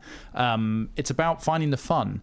And even with things like when that NPC comes and finds you and takes you to the Fae banquet, the fun there is when you come back and try and tell people where you've been, and you just sound like a lunatic. And I think that's funny. And you know, like that kind of role play and that kind of interaction is sometimes far better, you know, like than anything else. And the other thing is, it's really hard to explain some experiences like that to someone who hasn't been there and done that. It's kind of you just kind of have to be there to understand what's going on, really. And some things can't be explained in videos, but we're going to do our very best, because again, we can talk a little bit about why the hell are Hat Films involved in a LARP, just to take it a little bit on us for a second, because I'm sure there's some people like, why do you guys think you are able to put on a fest LARP like this? Why did this even come about? And it came out of passion. Like, mostly Smith was like, I see potential here, and he's super into LARP, and just was surrounded by people that are really keen to do it, right? Keen to do something like this. And we are in a privileged position to be able to, you know, invest in making a LARP happen the way we vision it from the get-go. And with that network of people, these guys that are in the Google Meet right now, and beyond that, many awesome volunteers that have joined our internal Discord to make this thing come alive, we're in a very awesome position to make this a reality that not many people get a chance to do at this level. So I don't know if you want to add to that. Yeah, pretty much that. I mean, a couple of years ago, I was just thinking of opportunities, really, and you know, we made a pretty good success of making our last hobby a job in gaming. So you know, I thought, why not try it again? But yeah, no, it really is. It's just meeting people, you know, meeting Nick, Kitty, and Johnny, and just seeing the things and experiences people have managed to create through this hobby. You know, like, it's a really profound experience. It really is. Like, it was for me anyway. In terms of just what people are, you know, when people go to music festivals, you know, I've been to a few music festivals, and I've been in some environments where I've been listening to music with other people, and like every so often you feel that kind of feeling of like, everyone's here having a good time, enjoying the same thing together, and that's a really nice feeling. This, I feel, is like that even more, because you're purposefully interacting to make something enjoyable for somebody else, right? You are sharing the fun together. Yeah, exactly. So it's like, yeah, you are journeying together, like when you play games with friends on Discord, like but in real life. Exactly. And beyond that as well, like, you know, the hobby of LARPing, beyond what we're doing in our story, just coming to the event, even if you don't want to get super into everything straight away, you just want to enjoy and sit back, which is something I often like doing as well. Just sitting back next to my fire outside of my nice camp that I've set up with my poles and my canvas and stuff and my friends, and just watching the world go by. You've just got a sea of canvas out in front of you, fire pits, like flags and streamers, and people making all these amazing different designs and decorations all through the camp. And it's just like nothing else I've seen. Even music festivals where people like try and make really awesome camps and stuff. This is just next level. Like, I don't know where else you see thousands of people in what looks like a staging area for a siege. That brings on another question of like, do you have to play the game? Because I think we've said this before, where it's just like you could just go to enjoy the experience of being with people all dressed in these outfits and in this kind of environment. You can just enjoy it for what it is, without necessarily having to take the game too seriously for yourself. Yep, and I'd say our only rule with that is don't break anyone else's game. Yeah. So when you turn up and you're in IC, be as IC as everyone else. Look the part, have a costume, and that's the bare minimum that we expect for, you know, just to make everyone be immersed. As long as you haven't got, you know, your phone out and you're, you know, breaking immersion anyway. If you're just sitting there not needing or wanting to involve yourself in anything, that's perfectly fine. I've done that so many events. I just enjoy the campfire environment in that dusky evening bit, having a drink and just wearing a cool costume. That's enough for me sometimes, and that could be enough for you. So it's a good question about you. So I'm guessing you wouldn't have phones in character. No. So phones should not be seen in character. Nothing that is outside of the setting, technology-wise, costume-wise, food-wise, packaging. I mean, you can eat food, but just don't put it in the packaging. You know, this is really simple, but it's just all about immersion, and absolutely not. No people taking photos on their phones. There will be photographers there, so there's professional photographers to do that. And you can buy their photos afterwards for very reasonable prices, and they'll look far better than anything you'd ever get on your phone. And they'll be subtle, and they won't be breaking your immersion. They're good at this sort of thing. Ghillie suits, right? Ghillie suits. Ghillie suits. That has been used. It has been used. Really? Yeah. No way. Like just hiding in hedges and things. But that's quite, But also very strategically placed. You know, they're just good at what they do. So you get immersed in the game. Don't break immersion for other people, and that's all we require of you. Is that basically where we're at? Anyone want to add anything? Anyone want to add to that from our Google Meet? Nope. No. Someone's just put a note about no icy things, meaning that like certain accessibility aids and things, how does it fit in with that? Accessibility, that's a good question as well. Would you like to elaborate on that, Persephone? Yeah, I can do. I don't think we have something written up and out there yet for that, but in general, things like accessibility aids and stuff around that would not be covered by that sort of stuff. It's stuff that you need to engage with the game. Entirely fine to bring along, entirely fine to use. We're not going to be telling anyone they can't do that. It's more for things like don't use modern technology in terms of having your phone available. Yeah, just recreational side of things. Yeah, for sure. Thank you very much. This was a question which was from a Discord as well. It was related to accessibility issues and stuff like that. As from the Shadow Scythe saying, I have a twisted intestine, cannot be struck, and will obviously be avoiding combat. But are there provisions for that with the ref/team/volunteers to make sure it's enforced properly? Which I imagine there would be. Guys, how are we going to handle non-com areas and things like that? So, in our rulebook, we already have a good non-com, I think quite a robust non-com plan that was made with the kind of the input of non-com people. That's non-combatant. Non-combatant, so people who aren't combatants, whether it be for medical reasons or just because they choose not to. We have a system that's been designed that's inside the rulebook. This was designed kind of with them taking an active role in kind of helping us advise. So if you don't want to be in combat, there is going to be more than enough opportunities for players who want to play the game but not necessarily be involved in that combat aspect of the game. Because I think we're all aware that, hitting each other with swords is not for everyone, and that's really okay. And I think that there will be a wellspring of things you can do in Menhirs Fate without having to get hit by a sword or hitting anyone with a sword. Lovely. Yeah. I think that's fine, Dan. Thank you very much. Just quickly as well, whilst you're talking, I'm just catching up with some of the stuff you guys have been saying in the Discord as well. Nation support. Let's just touch on that a minute. It's nebulous to what we've been doing, talking about this right now. But just speak me quickly. Explain to somebody how nation support might work within each of our nations and what they do. Should we give that to Dan or Nick? Yeah. One of you two. Yeah. Nick, do you want me to start and then you can come in after? Yeah. Perfect. So our nation support staff are going to be our eyes and ears inside the nation. They are the game's NPCs. These are full-time living NPCs. This is potentially maybe your high priest, maybe someone who leads your navy, someone who's been empowered by the gods to speak to your nation in whatever form that takes within your nation. And these people will just help guide you in character, knowing the plot, because they've helped write it. They're your communication point with us as a game. So they can help guide you to make sure you're getting involved in things. They're also there to make sure that people are safe and they know who you are because they're going to be interacting with you. Anyone who's kind of been one of these long-term NPC, non-player characters within a nation, they're going to know you, they're going to know your name, and they're going to be able to welcome you into our world, and they're going to be able to help you get involved in whatever you say fit. Go on, Nick. Yeah, so the massive point for us on also safety as well. So going back to that sort of safety question previously, is you can tell your nation support team that you have, make sure I'm looked after. Please make sure no one hits me. I have whatever. So they're there to make sure that you're all safe as well.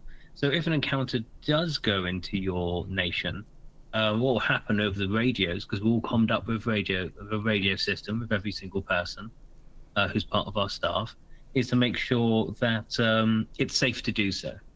If you know that, if your nation staff knows, or not staff, sorry, your nation support are there looking after you, and they know that there are some people in the way, they know that the people are in a space where an encounter might come through any minute, because they're doing, hey, we've got 20 bad guys here, we're about to come into Portobos.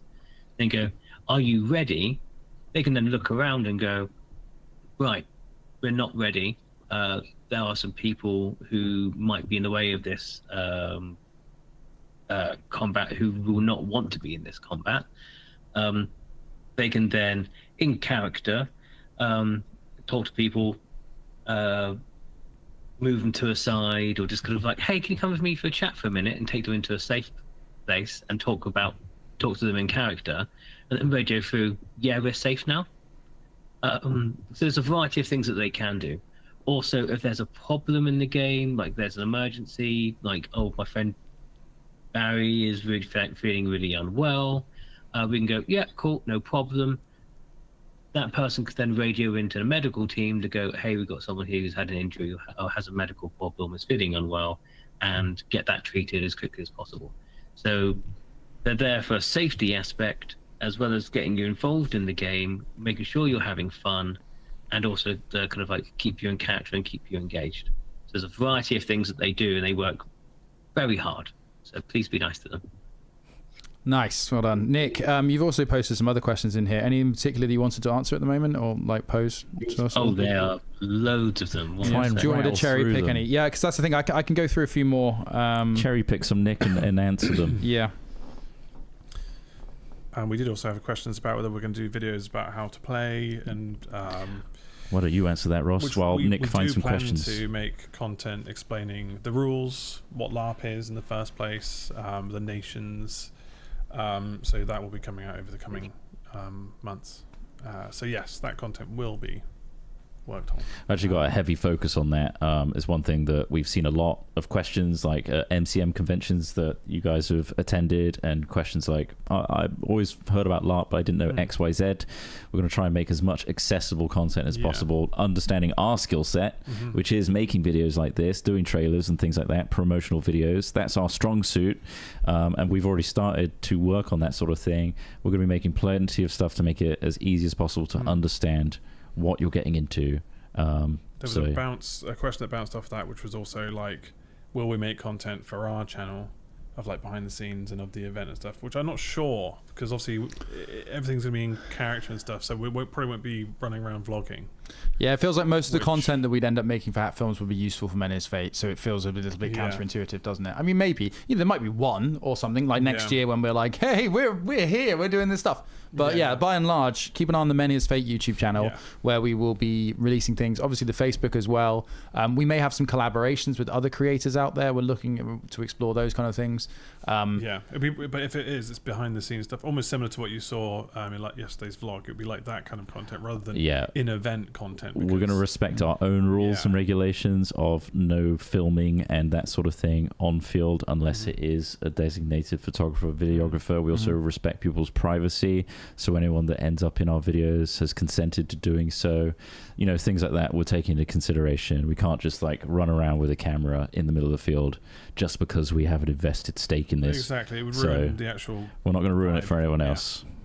Right, from Hat Films' perspective, yes. Whilst Menhirs Fate, we may have professional videographers moving around the site. Yeah. I mean, so that's just Hat Films doing Hat Films. Yeah, that's just talking about. It's not going to happen. Exactly. Okay, all right. Okay, so Nick, did you find any in particular you wanted to address? There's some really nice, easy ones to kind of like just get out, which are important. Are there hit points per limb? The answer is no. We're doing a global hit system and a global call system.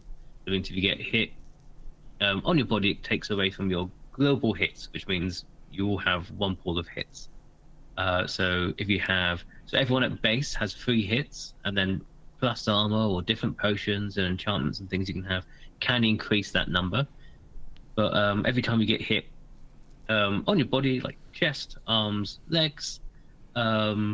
You take a hit. You take one away from the amount of hit points you have globally. Cool. And same as calls. Calls work globally on your body, and it doesn't work against just a particular leg. So someone rends a leg, rends and hits you in the leg. It doesn't affect your leg. It affects your entire body. Goes to 0 hit points, and you start bleeding out and die. So that's pretty important, but easy one to do. There's another one. How does stealing work? So this is one we're doing a little bit different. How does in-character stealing work? Obviously, out-of-character stealing is the crime. All crimes that exist in the real world is also a crime here. So don't do it. You can hit people properly with a sword, which means pulling your blows and things like that. That is perfectly fine. That's awesome. Punching someone isn't okay. That's not against the rules. That is a crime. That's assault. So it's clear. It's very silly. But yeah, anyway. So IC theft means you can steal in-game against particular items. For example, Smith might have a magical sword, and that magical sword will be clear for me to see. There'll be like a ribbon or something on it that you can clearly see that is a sword. That's magical and has an effect on it. When he's not looking and it's not on his person, I can steal that sword and take it away. Now, before I do that, I need to either inform a ref or inform a ref straight after I've done it. Beforehand is always best because it stops any confusion happening if something goes wrong. Inform either before or after. As soon as I've stolen Smith's magical sword, I then go to one of our guilds. And this guild is the particular guild you have to go to put in the center of the game, in our city center. Go in and you find a fence, which is an NPC in this guild. And you hand over the sword. You go, hi, I've just stolen this sword from Smith's character from this camp.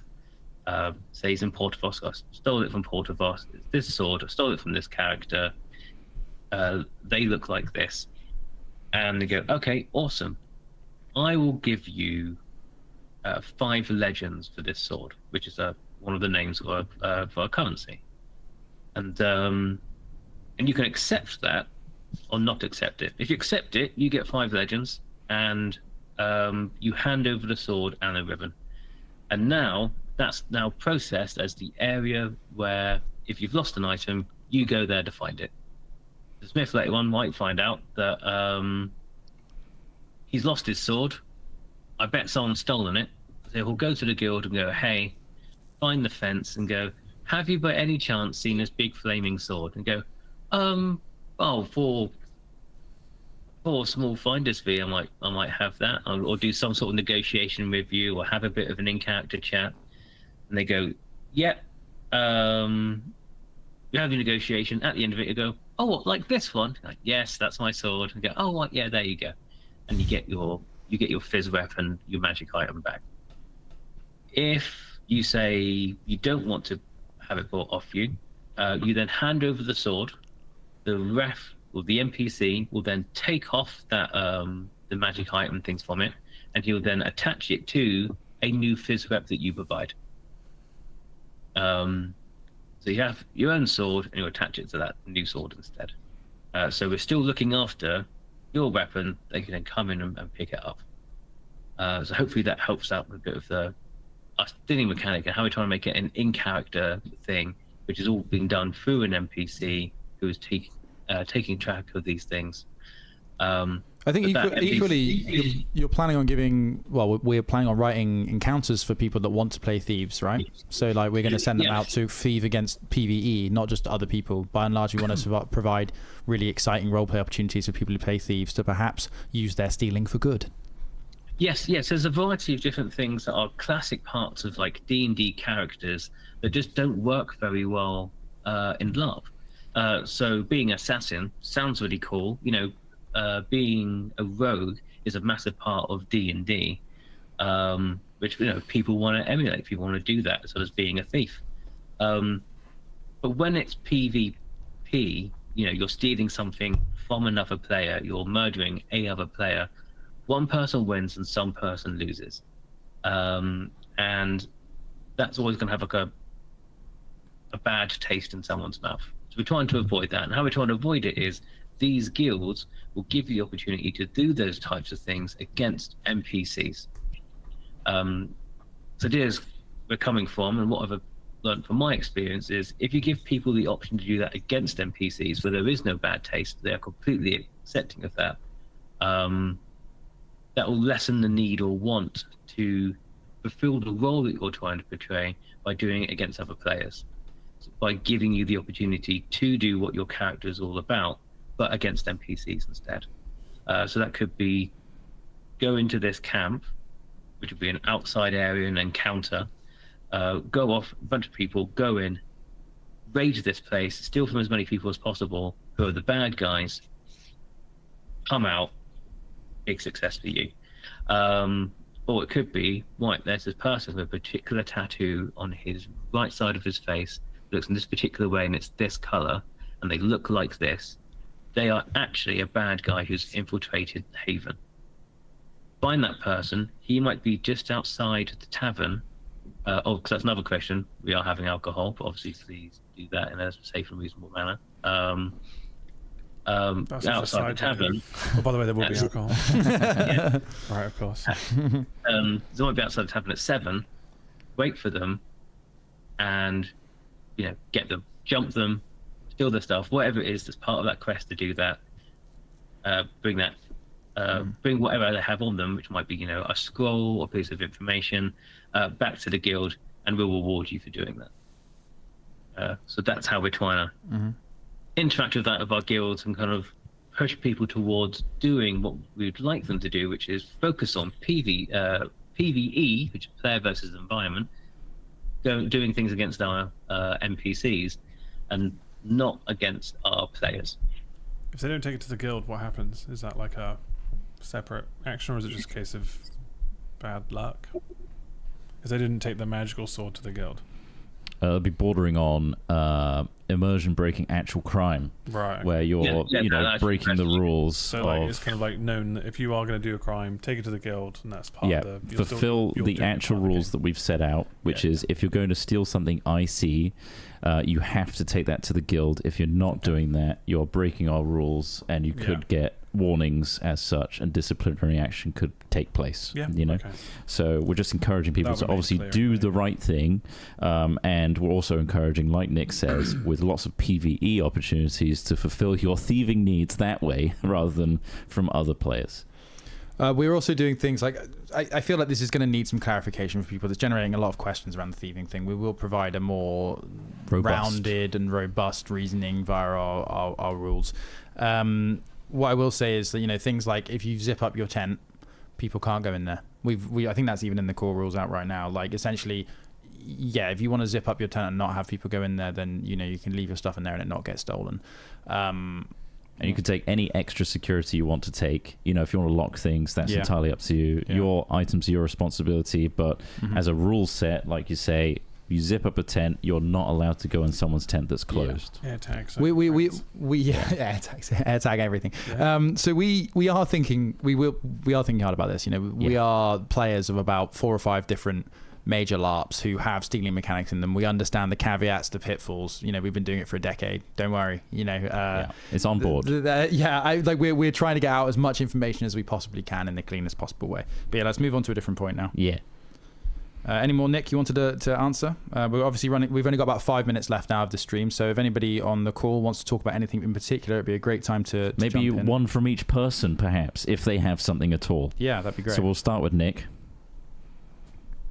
So one I think we can all try and share in this question is what are your main aims? What's your mission? Your strategy? What are you hoping to achieve?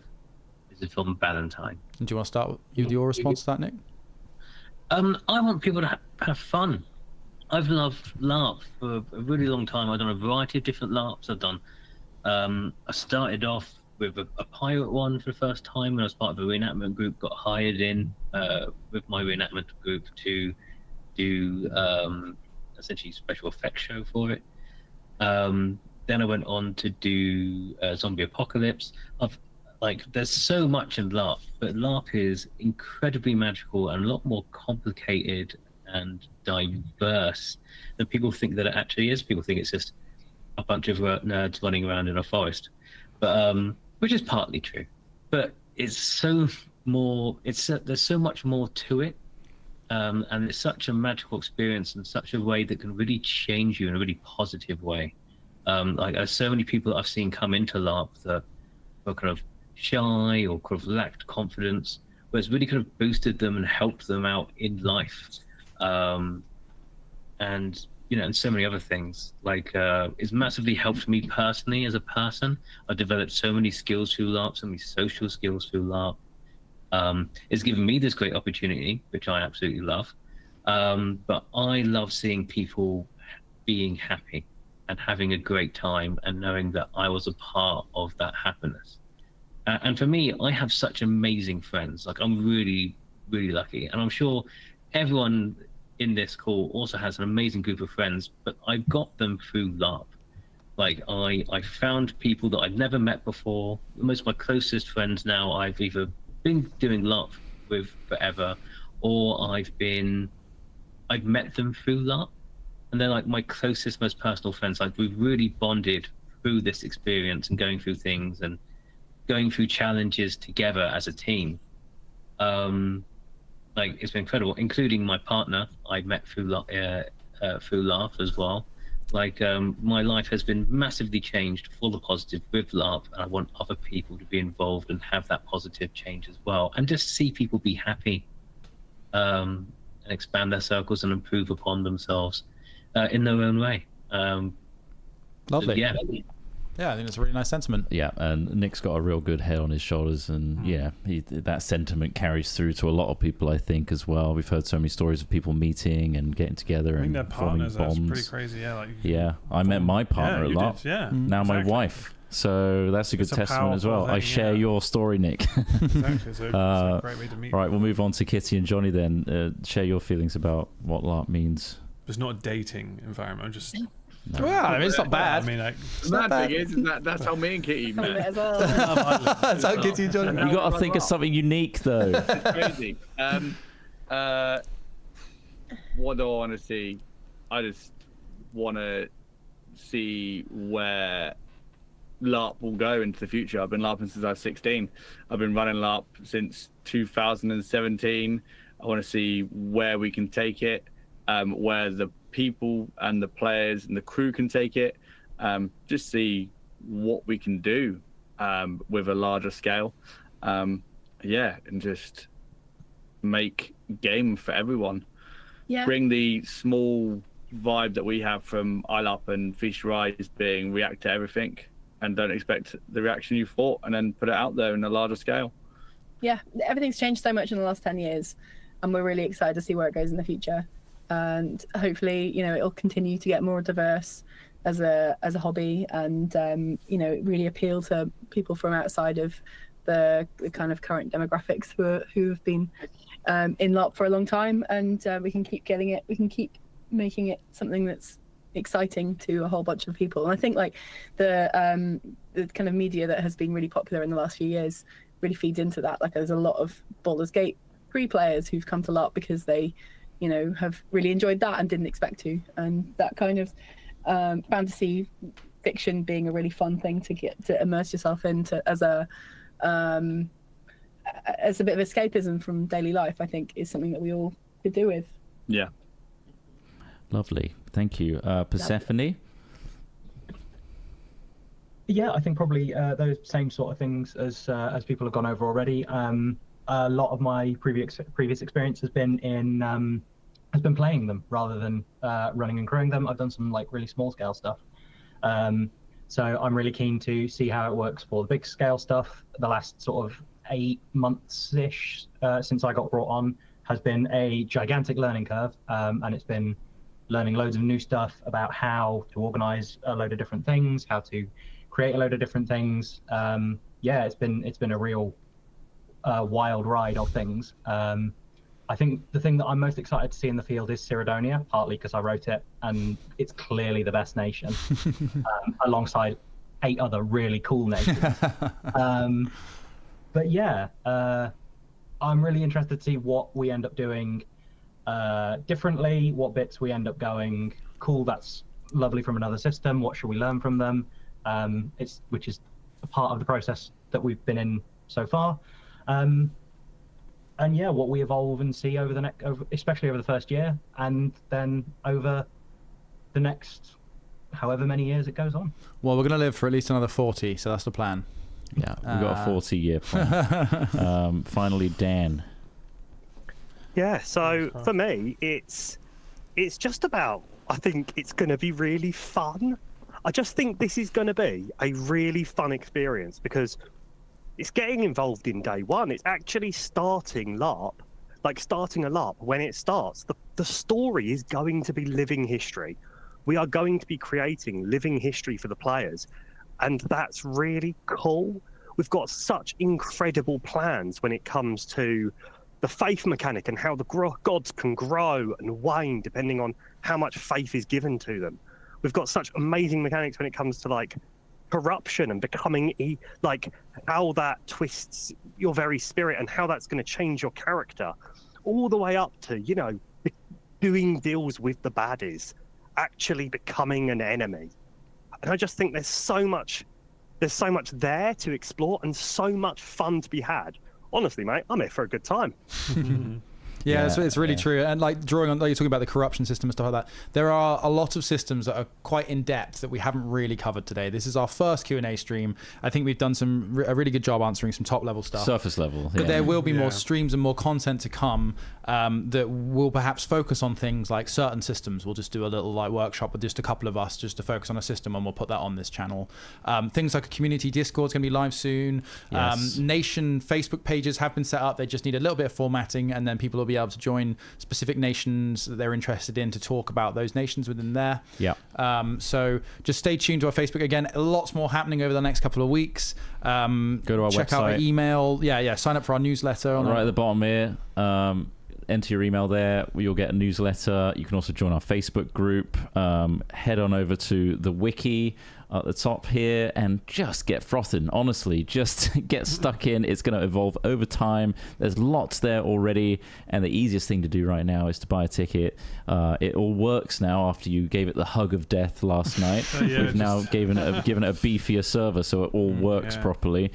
These are the 4 events throughout next year. The first one is the yellow one on the left-hand side. And have a look at those options and just get excited. And we're going to, like Smith says, create more community aspected things so you can start talking to each other and ask questions. And we're going to do more media streams and release videos, that sort of thing, in the coming weeks. Things are really ramping up now for us. So I want to say another huge thanks to everyone that's joined us on the Google Meet today. We have our fellow directors and workers with us as well. So thanks to, firstly, to put faces to names, we've got Nick, Tony Stark. That's Did you want him to say hello so we Say can hello see so his we face? can see your face. Nick. Hi everyone, and bye. Thank you very much for joining in. Yep, a creative director, as he is titled. And then we have Johnny and Kitty in one place, but they are 2 separate directors. Say hello again, just because otherwise on the stream it won't come up.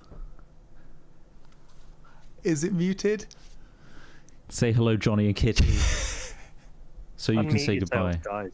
there we go. That's Dan. There's Dan. Okay, And then there was Persephone Yes. as well, the writer of Cyridonia. But yeah, thanks everybody for joining us. Unless anybody else wants to jump in case there was anything else we've missed. If not, we'll be wrapping up here.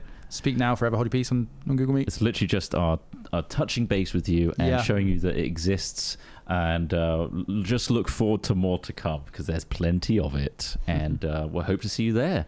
Thank you, everybody. Thanks everyone for joining us, and speak to you all soon. More information coming soon. Thanks for We watching. need like a Menhirs like sign off, like live long and prosper, but for Menhirs. Oh right. Live long and Do you Menhir. think we should workshop that? Or Yeah, we should workshop it. I don't think just live long gone. and Menhir. Let's go with that. I've got one. You got one already?